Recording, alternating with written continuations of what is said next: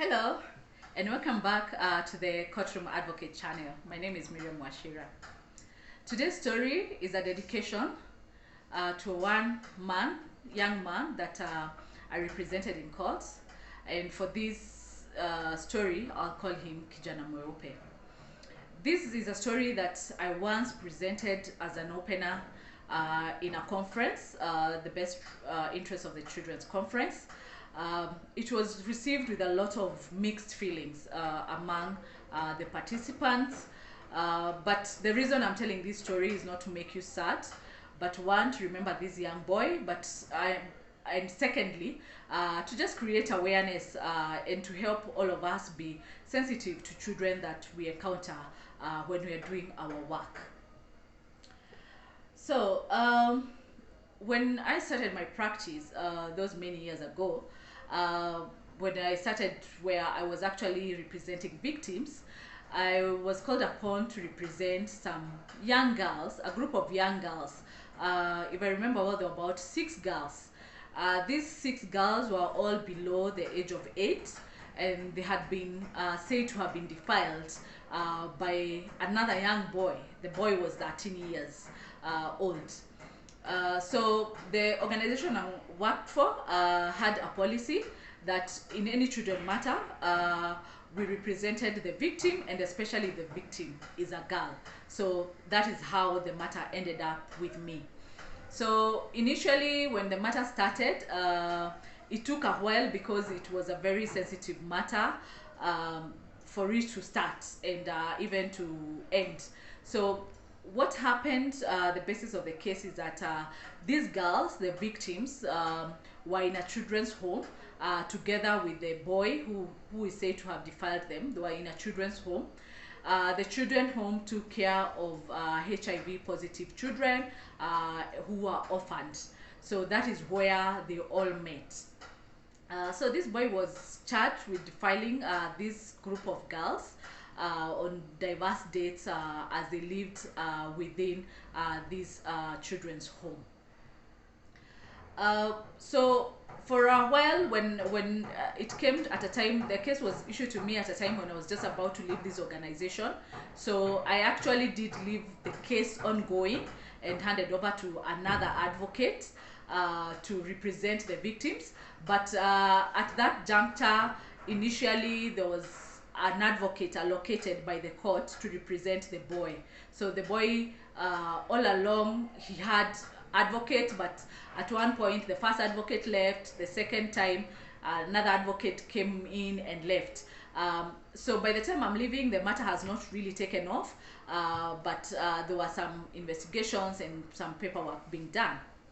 So I left that particular organization and handed over this case, and I went to another organization where I was doing what we call system intervention, still in the juvenile justice, just trying to look in the issues in the system.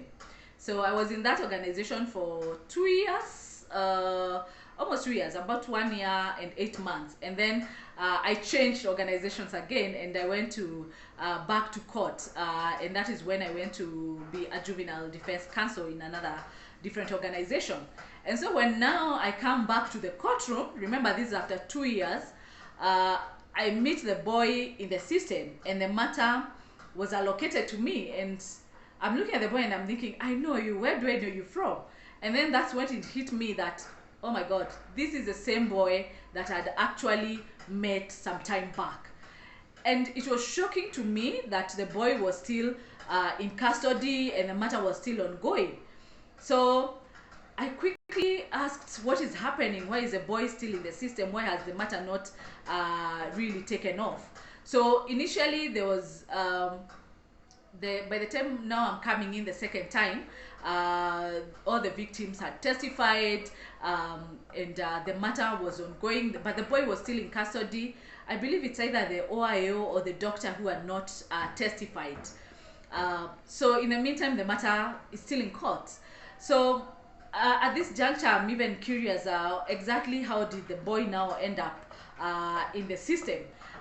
Maybe now going back to what happened at the children's home. So this boy, you know, he's 13, you know, a 13-year-old at this juncture? Where did he even have the idea that he could defile these other girls that were more like sisters? You know, they're in a children's home together. And when I inquired from the boy where he had learnt it, he indicated that one of the caregivers in the children's home actually used to let him watch some inappropriate videos, you know, that had sexual scenes and all that. And that's how he had come actually to learn about all these acts. I asked him, did you ever get involved with this sexual, did anyone in the home actually sexually harass you yourself? He did say no, but he didn't seem very sure, and he was very evasive when it came to that matter when I asked him.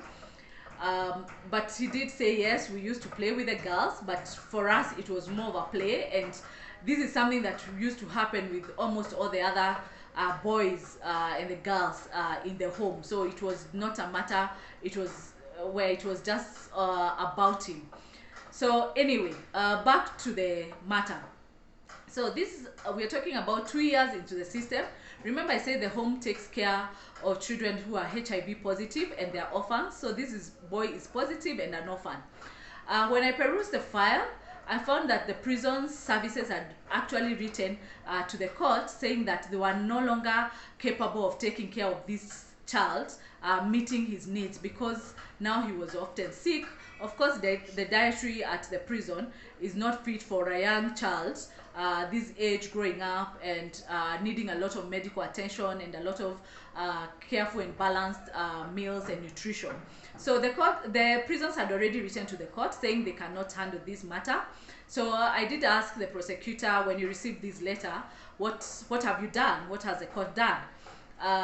And nobody seemed very eager even to take up the matter, which was shocking to me, that adults who are dealing with this matter seemed very comfortable with what was happening and the boy just being in the system, and here is prison saying we can no longer take care of the child. When I perused the file, I did see a lot of exchange even between the prison services and the court and the prosecution and so on, and the matter was just dragging and dragging in the system. The boy was getting sicker and sicker. There are days he missed court for his mentions or hearing because he was sick and admitted. But nobody seemed to really care of his health or where it was headed to.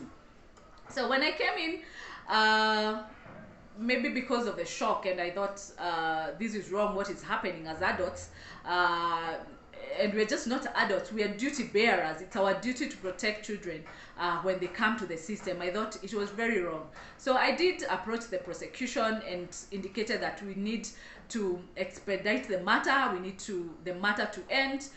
There was a bit of laggishness between the court and the prosecution.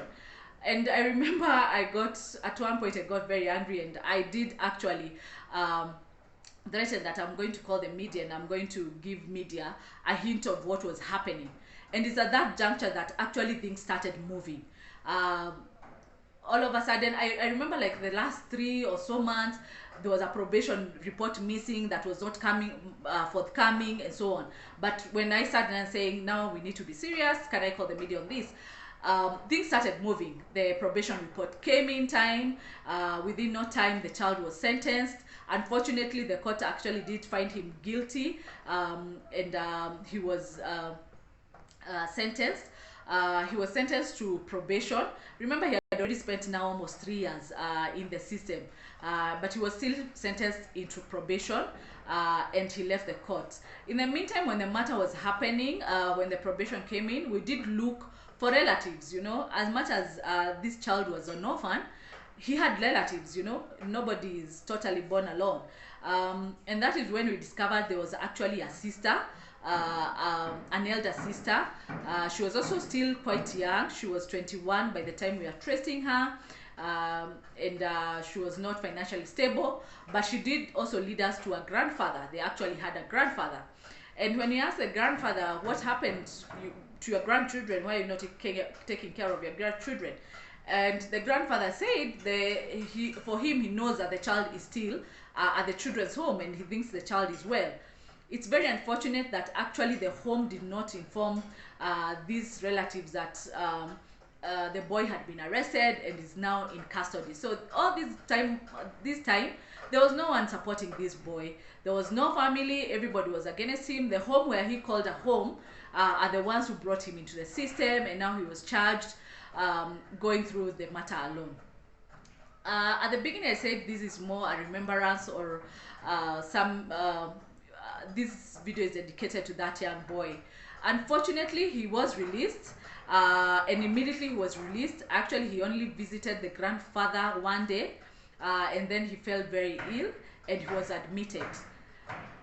The unfortunate bit is that he did not make it through, and after 2 weeks, he passed away. And I keep on thinking, was that life worth losing? Did we as a system treat that child fairly? Was that death warranted? Nobody seemed to take responsibility for this, and as I said, I'm not here to blame anyone, but as duty bearers, we need to be sensitive. We need to think through the children that we're handling, that these are lives and they have a life to live. If only a few of us who handled or came across that young boy were more sensitive and considerate and thought of fairness, that boy would still be alive and he would still be living. To kijana mweupe, I'll apologize on behalf of the system. You did not deserve to die and we did not treat you fairly. Rest in peace.